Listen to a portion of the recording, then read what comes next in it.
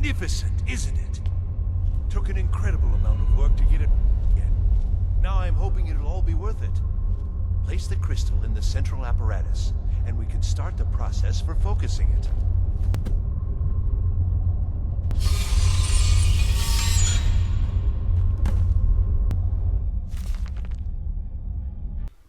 Dwemer Inquiries, Volume 1, Their Architecture and Civilization by Twelgelen Scholar. It has been my life's work to investigate the dwemer, the dubious history and mysterious banishment. My goal with this text is to share my findings and conclusions based on 80 years spent studying their unique architectural remains.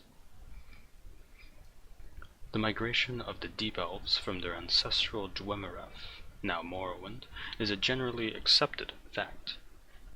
Recorded history supports this, specifically mentioning the Rorken's clan refusal to join King Dumak in the forming of the First Council, and their subsequent exodus to Hammerfell. The architectural premise is also sound, as the building habits of the dwarves adapted and changed, albeit slowly and in subtle ways, over time and over land. I propose that some of these differences are stylistic as well as practical. Traditional viewpoints suggest that Vvardenfell Dwemer were of the most prolific. Based on my excavations throughout Skyrim, Morrowind, and High Rock, I am not sure that this is the case. While Vvardenfell is almost cluttered with dwarven ruins poking through the surface of the landscape, the construction of those ruins is fundamentally different from the majority of what I've observed elsewhere. Further, as we delve into Vvardenfell ruins, we notice that their internal structure is quite different. While major civic and operational chambers are found near the surface in the Vvardenfell ruin, that is not typically the case on the mainland. Minor passageways and storehouse rooms are near the surface, but more important locations don't occur until we explore much deeper. Because such major locations are well hidden in Dwemer ruins outside of Morrowind, many scholars believe that they were in fact not present in the ruins outside that province. This premature conclusion led some to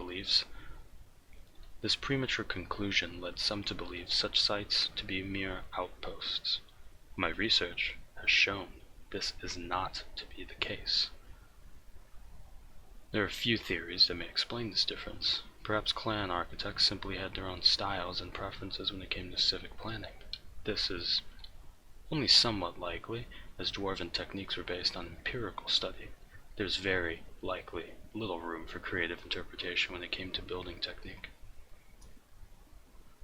Geological makeup of the terrain almost certainly played a role, especially in a region like northern Skyrim, where the ground near the surface is very rocky and, quite often, frozen, versus the volcanic substratum common in Vvardenfell or the ubiquitous aquifers found in Hammerfell. It's possible that dwarven architects in the north were not able to excavate larger structures until reaching more pliable strata.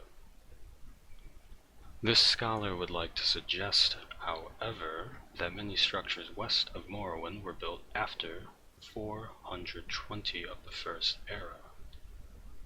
It was when the clan Rorken left Vvardenfell. It seems evident that several clans broke off to create their own settlements and chose to live in greater isolation than their eastern brethren. This theory is particularly fascinating, because it leads me to believe that dwarven architects may have developed even more elaborate methods of hiding their strongholds over time. This opens the distinct possibility that undisturbed dwarven archaeological sites exist throughout Tamriel, even in southern areas like Cyrodiil, or Blackmarsh, where dwarves are not believed to ever have a significant presence. Though we ought not to get carried away on flights of fancy, one could extrapolate this logic to suggest that some dwarven clans were living among us for much longer than previously believed, perhaps well beyond the disappearance during the War of the Red Mountain in the First Era, 700.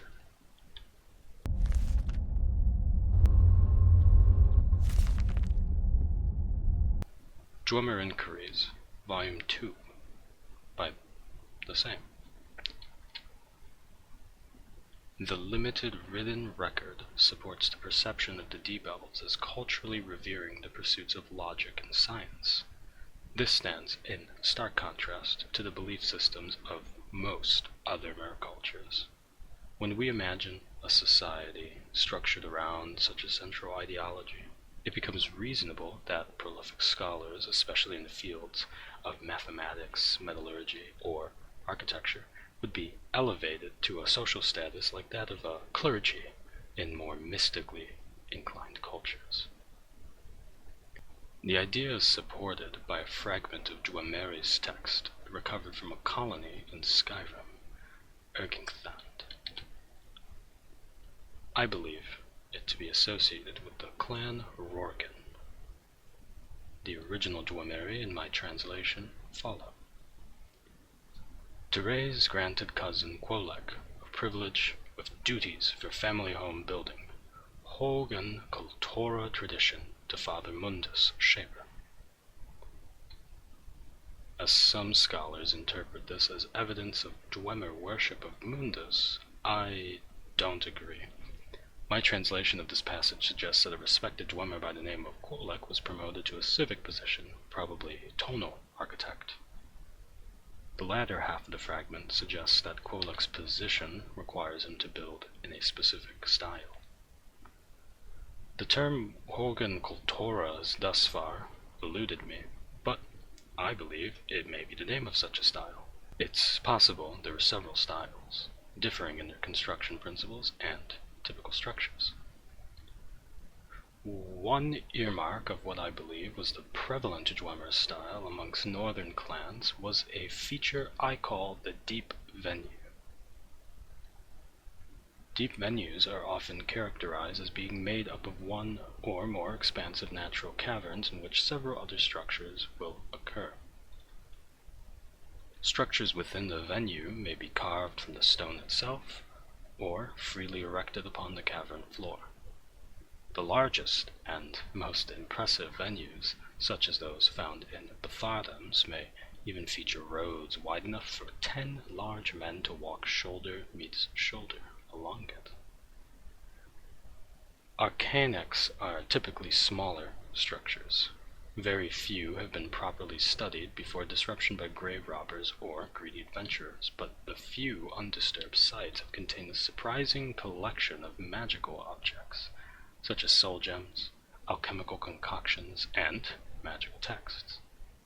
Some scholars take this as evidence that the dwemer did, in fact, dabble in the magical arts. Based on what we know of their culture, as well as the fact that most arcanics are minor structures compared to other common fixtures, I would suggest that these were centers of study and nothing more. Perhaps the dwarves established these halls as means to study men and mer, who surely seemed as alien to them as the dwemer seem to us today. Great animalculatories can be found in many dwarven strongholds. These were the factories where the centurions and various other dwemer constructs were built. I've hoped to study these chambers for clues as to the means by which those mysterious automata were given life, but those very same guardians make it especially difficult and very dangerous areas to explore.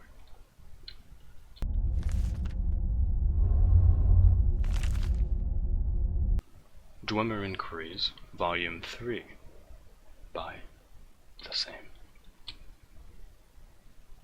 My studies and this text have focused heavily on the fact that dwemer archaeological sites west of Vardenfell seem to be built at much greater depths than their counterparts near a mountain. I believe there was a specific threshold in which dwarven excavators would dig before construction of vital structures would begin. I referred to this threshold as the geocline, but I've found that to be too redundant with the deep venue of a colony. Still, there is some variation in the actual depth of a deep venue, whereas the geocline is almost always the marker where I reason the city proper may begin.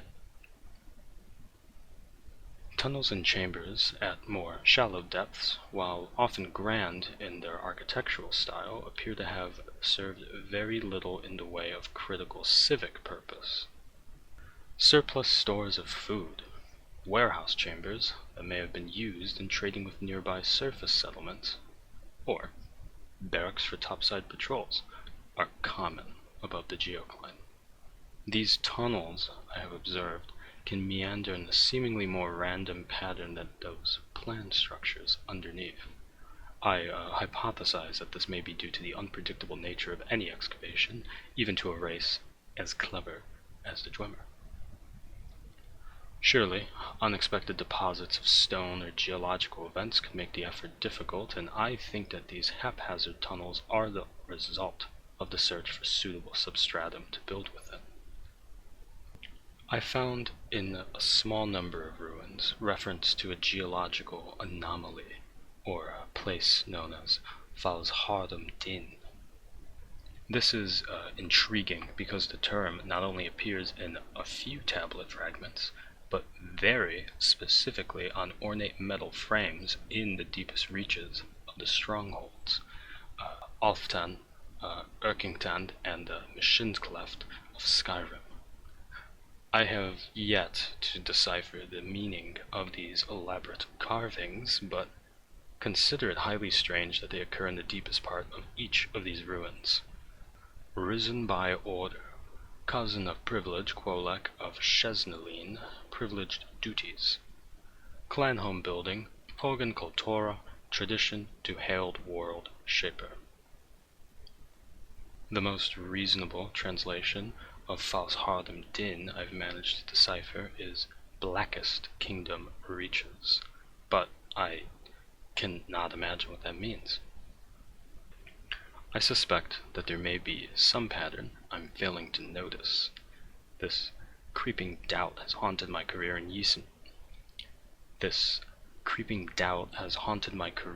recent years, and I have begun to doubt if I will unravel some grand secret of the dwarves in my lifetime. Though it lies just under my nose, or indeed under my feet.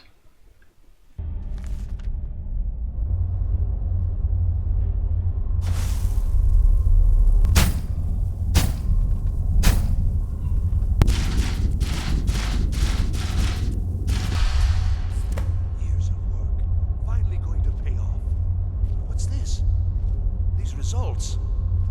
They're not at all what they should be. This projection should be lit up like the night sky. Something is creating an incredible amount of interference. Something in Winterhold, it looks like. Even if all you've said here is lies, I know you have sources of great magical power. One is your college. The other, well, that can only be Labyrinthian. Trudge off to Labyrinthian in search of your staff. I shall return to Cyrodiil. This is not over, I assure you. You are on the right path, and you will prevail.